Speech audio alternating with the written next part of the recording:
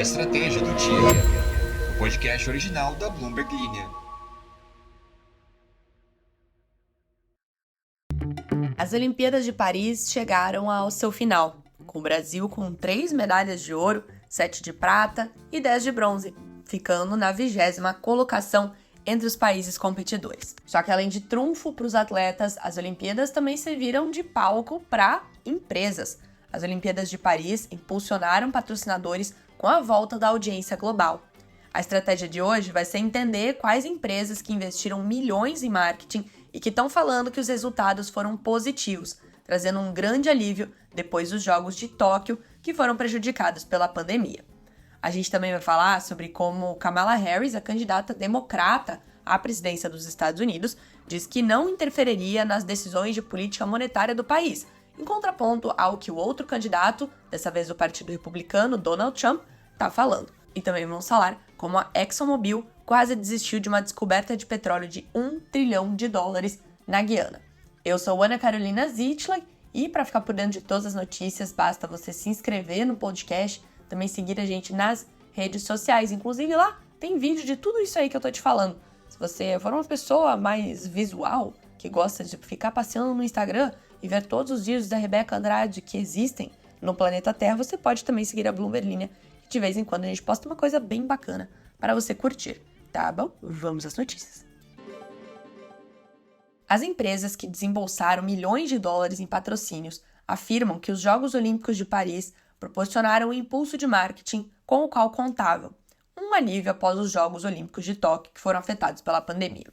Segundo Dave Stephenson, que é diretor de negócios do Airbnb, abre aspas, não pudemos nos envolver muito em Tóquio, o que foi decepcionante, fecha aspas. Em Paris, a empresa conseguiu mostrar as suas ofertas. Cerca de 11,3 milhões de pessoas passaram pela capital francesa até a cerimônia de encerramento na noite de domingo, incluindo 1,5 milhão de estrangeiros, de acordo com projeções do Conselho de Turismo da cidade. A audiência na televisão e via streaming aumentou para múltiplos do público de Tóquio, de acordo com a NBC Universal da Comcast, a emissora que transmitiu as Olimpíadas nos Estados Unidos, e a Warner Bros., que detém os direitos de transmissão em toda a Europa. E além de tudo, se você acompanhou pela Globo e também pela Cazé TV, principalmente, você deve ter ouvido várias vezes aí os apresentadores citando os seus públicos recordes nas transmissões. Essa é uma boa notícia para os patrocinadores, né? A quantidade de espectadores em Paris torna a Olimpíada o maior evento de hospedagem individual da história do Airbnb. A plataforma de reservas online assinou um acordo em 2019, avaliado em $500 milhões, para se tornar um patrocinador mundial dos Jogos Olímpicos de Verão e Inverno desde 2020, na edição em Tóquio, a edição de Los Angeles em 2028. Cerca de 430 mil hóspedes do Airbnb, número que continua aumentando, se hospedaram na região de Paris durante a Olimpíada, um resultado melhor do que o imaginado pela empresa. Embora alguns questionem se os patrocínios causam impacto no resultado final, há valor em fazer parte da Olimpíada, segundo Rob DeGizzi, que é professor de gestão corporativa da Wharton School da Universidade da Pensilvânia. Além de dar maior visibilidade da marca e associação com um dos principais eventos esportivos do mundo, as Olimpíadas também oferecem aos patrocinadores oportunidades de hospitalidade e de construção de relacionamentos, benefícios que são difíceis de quantificar. Inclusive, como eu já falei aqui, que somos uma plataforma multimídia, no YouTube a gente colocou um vídeo bem interessante analisando quais os potenciais resultados da Nike, que está passando por uma crise bem forte esse ano e que apostou nas Olimpíadas como o seu grande comeback. Foi o maior investimento em um evento esportivo da história da empresa. Corre lá para conferir. Além da Nike, além do Airbnb, a gente tem também a Delta Airlines e a United Airlines, que foram as principais companhias aéreas a ganhar e se beneficiar dessas Olimpíadas. Por meio do patrocínio da Delta, já que a United perdeu o patrocínio esse ano, mas ainda também se manteve aí no páreo, a Delta apostou no aumento do reconhecimento da marca, especialmente entre os viajantes que fazem voos internacionais. Eles levaram, inclusive, a equipe dos Estados Unidos, fizeram um grande barulho em relação a isso. E não foram só as companhias, assim, obviamente relacionadas, né, com viagem e hospedagem e esportes. A farmacêutica Eli Lilly, que mede rigorosamente a identidade da marca corporativa, patrocina a equipe dos Estados Unidos porque quer se associar a algo positivo. A empresa recrutou vários atletas olímpicos dos Estados Unidos para serem o rosto de seus produtos, inclusive ela, a nossa querida Simone Biles, 3 vezes medalhista de ouro nas Olimpíadas de Paris, mais uma menos, porque ela perdeu para Rebeca. A sua mãe, Nelly, também apareceu nessas propagandas. Elas aparecem numa campanha de marketing para o medicamento para diabetes Mounjaro, embora nenhuma das duas tome o medicamento. A companheira de equipe da Biles e 3 vezes medalhista em Tóquio, a Sunisa Lee, também aparece em uma campanha que discute a sua experiência com eczema, também conhecida como dermatite atópica. A vice-presidente Kamala Harris diz que vai respeitar a independência do Federal Reserve, buscando estabelecer um contraponto em relação ao seu rival republicano de 2024, Donald Trump. A candidata democrata também diz que planeja apresentar planos da sua agenda econômica na próxima semana. Harris foi questionada sobre os recentes comentários de Trump, de que o presidente deveria ter alguma palavra a dizer sobre a taxa de juros e a política monetária. Foi o que ele falou. Ele disse que o presidente deveriam ter esta liberdade, uma medida que derrubaria a prática de longa data de independência do Fed em relação aos líderes políticos. Isso também é uma lei aqui no Brasil, inclusive, a independência do Banco Central, em que políticos e administração do governo em gestão não pode atuar em decisões de política monetária, não pode ter nenhuma interferência. A Harris diz que não poderia discordar mais veementemente dessa posição. Abre aspas. O Fed é uma entidade independente e, como presidente, eu jamais interferiria nas decisões que toma, disse ela. Há muito tempo, Trump vem expressando a sua frustração pelo fato de o poder executivo não ter mais influência sobre as taxas de juros. Em uma coletiva de imprensa na quinta-feira, ele criticou o presidente do Fed, Jerome Powell, dizendo que o chefe do Banco Central tinha tomado decisões um pouco cedo demais e um pouco tarde demais no ajuste da taxa de juros.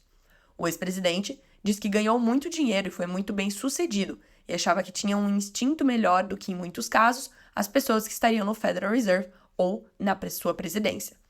Powell se comprometeu a não permitir que a pressão política influencie a tomada de decisões do Banco Central.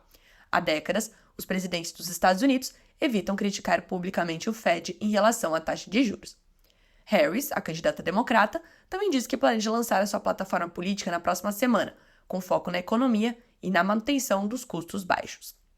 A frustração dos eleitores com a maneira como o presidente Joe Biden lida com a economia é um grande risco político para a campanha dela, já que os preços altos têm afetado as famílias americanas e ofuscado os esforços do governo para destacar as políticas destinadas a reforçar a produção nacional e os gastos com infraestrutura. Imagina você ter 32 anos de idade e você simplesmente descobrir uma das maiores reservas de petróleo do mundo que mudou a estrutura econômica e a história de um país. Foi exatamente o que aconteceu com Scott Dyke Tercio Ruiz. Dyke, eu ensaiei e errei. Enfim, ele estava meio convencido. O quanto você consegue estar convencido quando você percebe que existe um grande mar de petróleo 5 quilômetros abaixo do leito marinho, na costa da Guiana. Ele foi a pessoa que começou a imaginar que teria essa chance de existir um vasto tesouro de petróleo enterrado na costa do país sul-americano. Só que ele teve aí que provar, né? Ele tinha que convencer os seus chefes a perfurar um poço que poderia provar que isso era verdade. Diz ele em uma entrevista à Bloomberg News que era de alto risco. Só que a Guiana era um cassino no qual você queria jogar, porque se ganhasse, os lucros seriam muito altos. No final de 2013, a busca por petróleo da Guiana estava entre as prioridades mais baixas da Exxon. As empresas de petróleo haviam perfurado mais de 40 poços secos na região. A formação-alvo, chamada Lisa, em homenagem a um peixe local, estava a menos de 1,6 quilômetros da superfície, e a perfuração que o Dyke Terhills, o que era geocientista da ExxonMobil na época, propôs, custaria pelo menos 175 milhões de dólares. Até mesmo ele estimou que havia menos de 20% de chance de sucesso. Só que se ele tivesse certo, isso abriria uma fronteira petrolífera, comprovando uma teoria de que a mesma geologia por trás das reservas da Venezuela, as maiores do mundo, se estendia para o norte da costa da América do Sul. Muitos da Exxon não tinham interesse em fazer essa aposta, nem grande parte do setor petrolífero. Hoje, a Lisa é a maior descoberta de petróleo do mundo em uma geração.